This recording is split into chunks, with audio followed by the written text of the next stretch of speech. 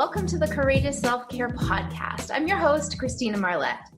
On this show, we talk about self-care that goes beyond bubble baths, chocolate, and wine. And I like to use those as examples because often we think of self-care as being these quick fixes that will solve everything. And unfortunately, that's just not how life works. If you want to get something out of something, you also need to put energy and effort into it. And self-care is no different. So I feel like often self-care is just this passing notion and people say, oh, I need more self-care, but they don't actually know what to do next. And so that is what we do on this podcast. I am teaching you the skill sets of courageous self-care. And the courage in there is so important because self-care, the best self-care that is permanent and transformative and makes a difference in your life, it is the stuff that takes courage. It's not the manicures and the pedicures, although sometimes those take courage because they can hurt. But I'm talking the inner work. So that is what we're doing here. And we often can use a guide for that. So here I am, and I love to get other guides on the show as guests. So today we have the lovely and beautiful Lisa Joy Mitchell. Lisa, welcome to the show. Thank you so much, Christina. I'm so happy to be here. I've been listening to your podcast, and it's just amazing. So I'm really honored to join you on the show. Oh, thank you. It's always nice to hear that people are listening. So, Lisa, tell us a little bit about yourself and what you're up to. Well, as you didn't mention, I'll mention. Thanks for asking. Yeah. At the age of 63, I launched a new career, first with a book called Sacred and Delicious, a modern Ayurvedic cookbook.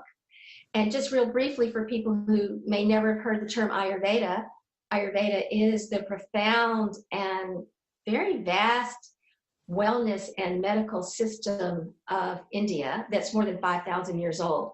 And it's become quite a thing in North America, across Europe, Australia, New Zealand. So there are thousands of practitioners beyond India today.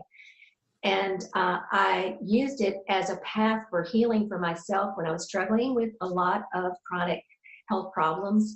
And today I'm also beginning a career as a mentor, a wellness mentor.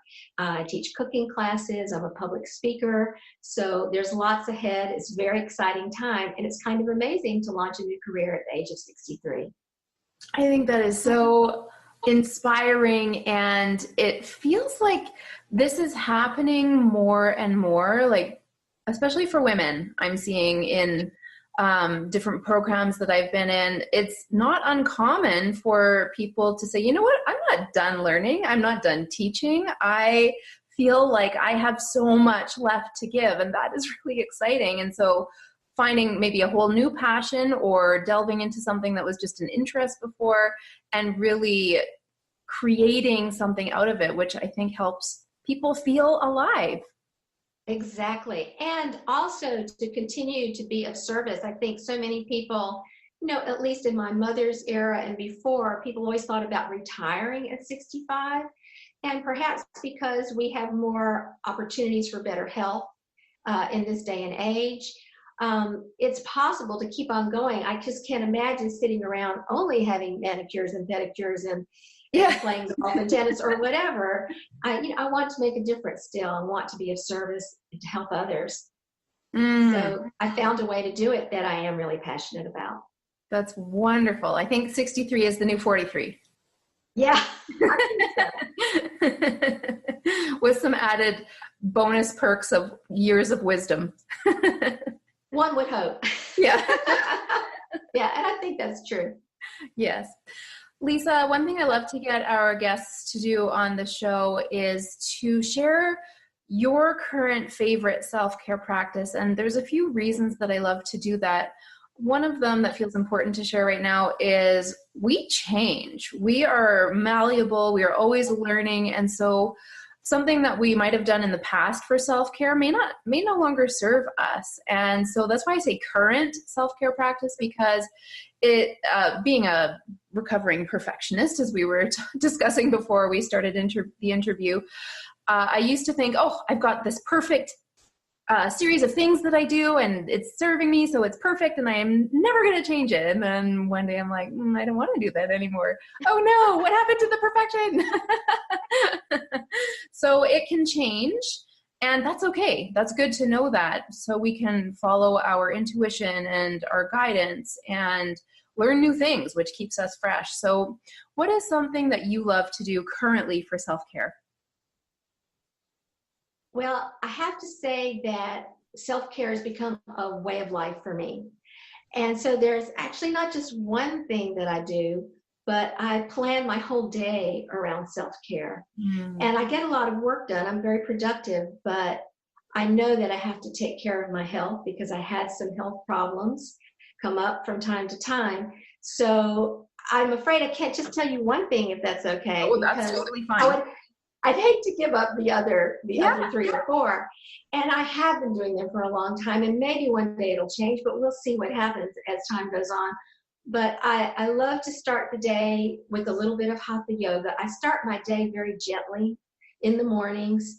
And so I start with some gentle hatha yoga, and then I open the window no matter what the weather is like, because we live in a neighborhood where there are just hundreds or more songbirds, and they're just chattering and singing and having the greatest time, and it's just so delightful.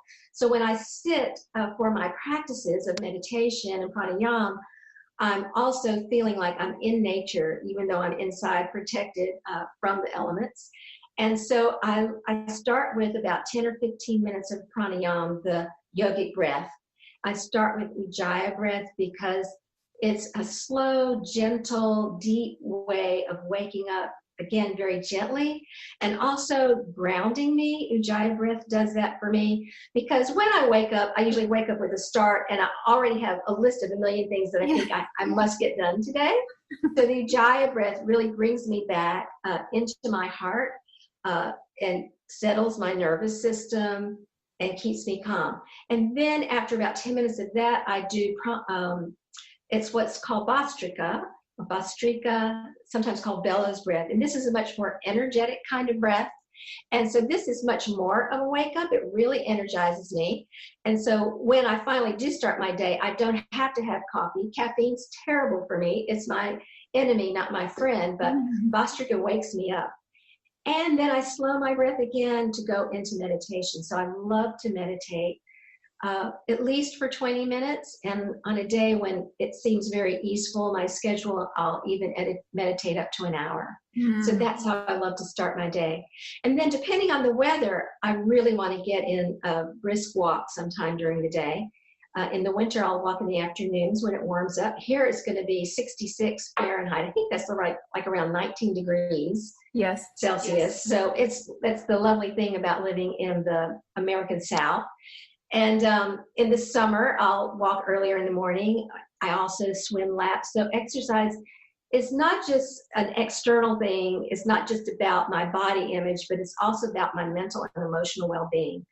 I used to suffer from some chronic low-level depression, and it's really that kind of exercise and meditation that have alleviated that problem in my life. And so the third one that I want to mention is that for me, cooking is a form of self-care, and actually eating fresh, healthy food, because again, I had so many health problems. But like everybody, if I've worked a long day and had a lot going on, I might be really tired when I walk into my kitchen and maybe have some resistance about cooking. So I have 2 things that I do when I walk into my kitchen that I think are part of the self-care program for me that I really love. One is I have a saying, it's both a prayer and an affirmation for me that's posted on the hood of my stove. And it says this.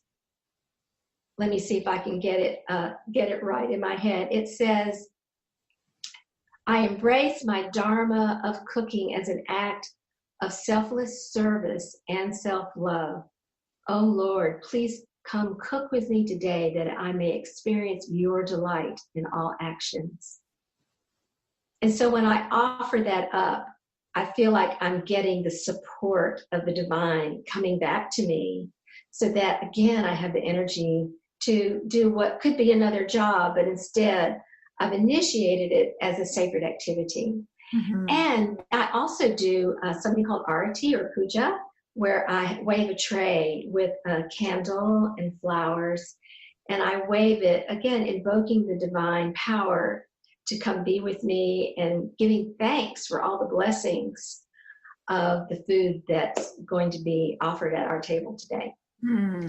Well, thank you for sharing that with us. It sounds very holistic, and it coincides with so many of the different 12 foundational skill sets of courageous self-care. But what I want to talk specifically about in what you said is that self-care isn't a list of things to do for you. It's a way of being. And that's exactly the journey that I'm envisioning that women go on, because we can often start off, especially depending on our generation, with, I don't do self-care. What is self-care? I don't do that. And we can go then from, I don't know, to, I do it because I know I'm supposed to. It's good for me. I should do it, which is a step better than not doing it at all. And then as we go up the swoop, it gets into, I practice self-care because it makes me feel good, because I want to, and I notice some differences. And then eventually we come into this place that you were talking about, where I practice courageous self-care because it's simply who I am. I have integrated the different skill sets so seamlessly into my being that it's not about adding things to the to-do list that have a self-care flavor. It is crafting your day and your livelihood and all the different parts of you, your interactions, your relationships, so that they serve you and they help you remember that you are loved and whole and complete, and everything is simply experiential proof of that. Absolutely. Yeah. Thank you for affirming that. That's absolutely the way it is. And I think that actually I add all the other to-dos in the middle of that. You know, the structure of my life is the way I set up my day with self-care, and everything else has to get plugged into the holes that are left. Yes. Yeah, I love that. That's a beautiful analogy. It makes me kind of think of a light bright. Yeah. So, Lisa, we're going to pause here for a quick break, a commercial break. And when we come back, we will get into your story of courage. Okay, great.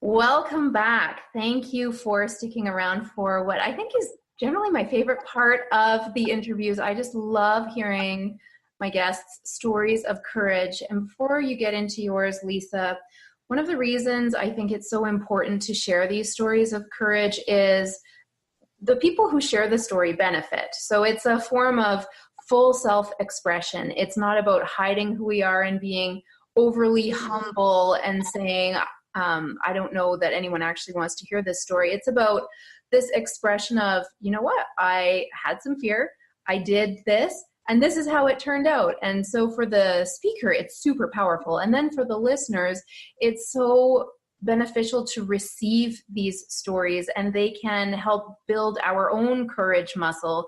They also give us ideas, and they help us know that we are not alone in our challenges and struggles. So Brené Brown says that courage is contagious, and that is one of the reasons I love to, or a bunch of the reasons that I love to hear stories of courage. So Lisa, please share yours with us. Yes, thank you. And I also love Brené Brown. She's quite an inspiration too, as are you. Oh, well, thank you. Well, true. And I've had several moments of having to grab my courage, to follow my courage into this new career. It started quite by accident in a way, though I don't believe there are accidents, right.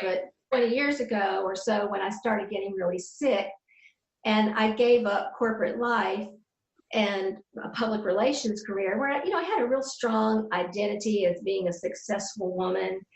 And yet my health was really cratering, and I had all kinds of problems caused probably most of all by stress. I had IBS, irritable bowel syndrome, insomnia. I'm still a recovering insomniac. If I get anxious, that's the first thing that goes. So a lot of digestive problems, and then chronic pain, 2 frozen shoulders that were excruciatingly awful. So I was willing to give it up, but it was scary. And courage was saying, I'm not sure what's on the other side. I thought I might go back into public relations. And it was so interesting that as I became better and got better and better and started cooking, and that became fun and creative, all of a sudden, this gift out of this terrible situation was given to me. And then I started really thinking seriously about creating a cookbook out of that. And it was still fun. I was still creating the recipes. That was all the creative part. And I had actually had a working title called Healthy Comfort Food. And I went to get the .com and it wasn't there. Boo. Yeah. And I was really upset for about 10 minutes. And then I thought there must be a gift in this. And I began brainstorming, and this title, Sacred and Delicious, bubbled up for me. Mm-hmm. So that gives me chills thinking about it, because it was such a divine invitation to go deeper into the contemplation about the value of eating healthy food. And why is eating healthy food, why is that a sacred act? And how can food be sacred? And how can the act of cooking be sacred? And so as I began doing this contemplation over a period of a few years, I also began writing in a very intimate way about my experiences, spiritual experiences I was having with food. And I began to write about food as being part of God. So one of the sentences in my book is that I learned that food is not just a gift from God, but that food is a part of God. And then I go on to talk about how, especially in the Eastern religions, how everything in the universe is considered a manifestation of divinity itself, that there is nowhere where there is not God. And as I got closer and closer to my publication date, it became scary to me, because I felt like I was coming out in a way that I never had fully to an entire world, or however small or large that universe is of people who buy my books. But, all the people that I grew up with, I grew up in a small southern town, being Jewish, in a very Christian town. There were only 4 Jewish kids in my high school. Wow. And it's really actually only listening to your podcast and contemplating this question about why was this so scary for me, and why did it take courage for me to do this, that I realized that actually writing about this in such a clear and passionate and translucent way, that people would see everything about me and my belief system, was because of some old wounding from my past and feeling like I was the other. And even though the town I lived in, and most people are the Christian community is very loving towards the Jewish community, but that was not always the case. I did experience some anti-Semitism. And now I was not only coming out being Jewish, but I was coming out as being a devotee of an Indian saint, which is even considered more weird to a lot of people, in North America. Yes. So I was really worrying about what people would think about me. And I was worried about people, seeing me not as an expert. Why do I get to talk about Ayurveda when I haven't gone to Ayurvedic college or something like that?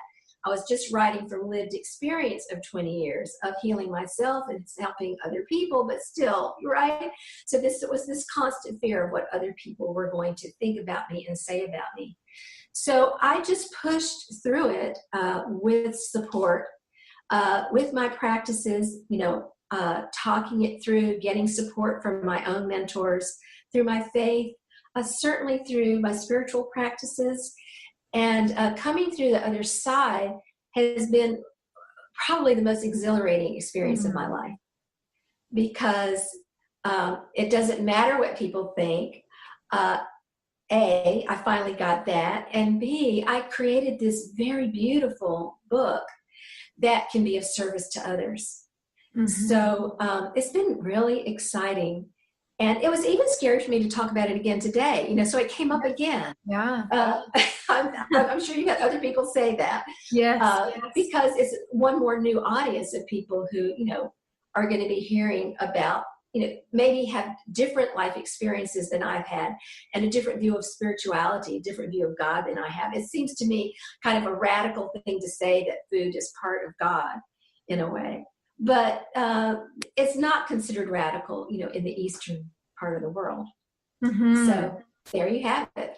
Oh, that is such a powerful story, Lisa. Thank you for sharing that. And of course, I have lots of things that are in my mind that I would love to touch upon. So the first one, that when you were talking about food is God, it made me think of a moment when I was at a personal development course, and part of the exercise was that we got a really spare lunch. It was just a salad and some cranberries and like just a few leaves of greens. And the point was to be able to savor it. Like you would savor one grain of rice if that was all you had.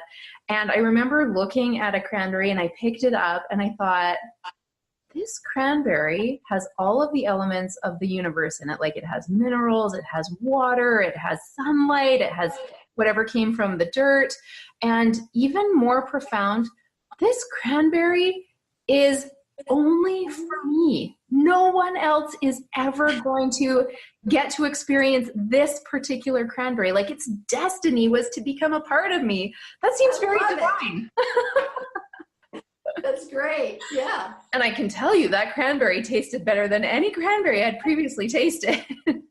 You know what, too? When I stop to pause and bless my food, I so often thank the food for merging itself with my consciousness. So I think we had a really similar experience. Yes. And it can help us feel more connected. Like I know a lot of people, particularly women, feel so disconnected from their bodies, from true love, from self-love, from relationships. And a very practical way to increase feeling connected is to do what you're saying, to honor your food, to love it, to know that it is part of, it's a manifestation of the divine. And how could we be disconnected if it's becoming a part of us? Like it's just a really deep and rich practice to honor our food like that. Yeah, great. And then another thing that I wanted to say and touch on is that when these things bubble up, and especially with the perfectionistic tendencies that I have experienced in my life, sometimes something will come up and I'll think, I thought I dealt with that. Like, I thought that was right. Come on, what's going on here? And it's so valuable to know that things get revealed so that they can be healed. And if there's more to it, then if it's still coming up, then there's more depth to the initial wound or belief system that it was created within. And it's so valuable to be able to process it in community, like the way that you're doing this and sharing your story and going through the fear and knowing that exhilaration lies on the other side, because that's kind of what happens when we move through fear and use our courage. Doing it in community in a public way is, again, that full self-expression, and it's just so much more powerful than doing it by yourself. Yeah, yes, absolutely. And we're always peeling off another layer, right? Yes. Healing doesn't happen all at once. It does happen in layers, and yet another layer is revealed and moved through, and there's such a sweetness to that. Mm-hmm. Mm-hmm. And then the last thing I wanted to touch on is the part of your story about really tuning into how you love to be creative, because human beings, like, we're designed to create. We are creating beings. We are our creation. We are creative, and that is what enlivens us, is to be creating. And it doesn't matter how you do it. But I suspect in your previous job, there wasn't as much opportunity for you to utilize the full extent of your creativity like you were able to do in your cookbook and the speaking that you're doing now. And it's just so important to know that we must be creative, and it doesn't mean we have to be an artist. like a Right. textbook artist, we can create all, like, it's infinite, the possibilities of what we can create. And so it feels like that was a really courageous form of self-care for you to either consciously or unconsciously come to the place where you are in a creative mode. Yeah, of course, I never thought that my next career would be in the kitchen, but it's to me, it's the most fun kind of creativity that I've yet experienced in my life. And I get to use everything in my former career, in terms of putting together a book and all those kinds of things you do in marketing, creating a beautiful website, with great people, great professionals. But it was just, it's a feeling, it's a compulsion. Once you find something that you love in a way you love to create, if you're not doing that, if I'm not doing it, there were periods when I couldn't work on my book because of other family obligations that came up, and I would just feel very stifled and stuck because I so much needed to get this book out in the world. It's just a feeling of I was compelled to create this. And whether or not it was successful or not, the day that I finished it and turned it in, I knew that this was the achievement itself, that I had completed it and that I was proud of it. Yes. I think Elizabeth Gilbert in her book, Big Magic, talks about how it's only our responsibility to do the initial creation, and we don't need to care anything about what happens to our baby out in the world once it's been launched. Exactly. Like a show or a podcast or whatever. Another great book, by the way. I love it. Yes. Yeah. Not only are you getting courageous stories and self-care practices, you're getting great book recommendations today too. That's right. And speaking of great books, Lisa, you were so kind to send me a copy of your cookbook. It is stunning. If you were watching this, I would show it to you. But Lisa, I know people are going to want to experience the sacred and delicious, healthy style of eating. So where can they find you online and access your gorgeous book? Well, first of all, I'd love to tell them about your audience about my website, which is sacredanddelicious.com. It's sacredanddelicious.com.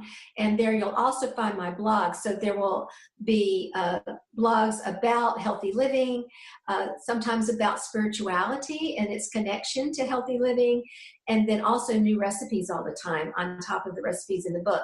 And the book is sacred and as an ampersand, sacred and delicious. And you can find, there are links to where to buy it on my website, but it's also at Amazon, as everything else is in the world. Yeah. And if you have a favorite independent bookstore, I really encourage people to go into your bookstore. And if they aren't already carrying it, it is available through distributors, and ask them to order it for you so you can also support your bookstore. Oh, well, that's a smart idea. I have a book, but I've never knew to say that about it. Good idea. So thank you. Yeah, we're covering so many topics here. Yeah. So thank you so much for this opportunity to let people know about it. It is a very beautiful book, and I hope that people will enjoy it. And I would like to say one more thing about it. One reason I wrote it is that people think of Ayurveda, it came out of India, and a lot of people don't like Indian food. I love Indian food, but I grew up in the South in America and don't want to eat Indian food every day. So the reason I wrote the book was so that I learned to apply the principles of Ayurveda to all the other kinds of cuisines that most of us enjoy every day. Whether it's American, North American kind of cuisine, European, Mexican, Italian, and so forth. All those kinds of cuisines can be balanced using the principles of spices and so forth that I teach about in the book. So there you have it. It's like the ultimate fusion cookbook. Yes, it is that. Very good. It's even infused with the divine. That's right. I love it. Well, Lisa, thank you for taking the time to share your passion and your stories with us. It has been a real pleasure to have you on the show. Thank you so much for this great opportunity. I love the work you're doing, Christina. Oh, that's so sweet of you. Thank you. My heart is so full. And for you listeners listening from all over the world, I see where you are listening from, and it is just so exciting, the countries. I noticed today that we're new. We have some people listening from the Philippines and Iran and I know Germany, and what else did I write down? The Netherlands, the UK. So it surpassed my vision of courageous self-care being global. I didn't imagine that it would reach so many people, but now I'll think of a bigger dream. Yes. So anyways, I got sidetracked with my countries. Thank you for listening. And I invite you to come back again, because this courage is definitely a muscle that needs to be worked out. And when I'm not doing interviews on the show, I'm doing teachings on the self-care skill sets. And I've had some really exciting discoveries in the last few months that I've been working on in my book secretly, but are almost ready to go public. So I invite you to come back and listen again soon. Thank you so much for listening. Thanks again, Lisa, for being here. Thank you. And I will talk to you again next time. Bye-bye for now.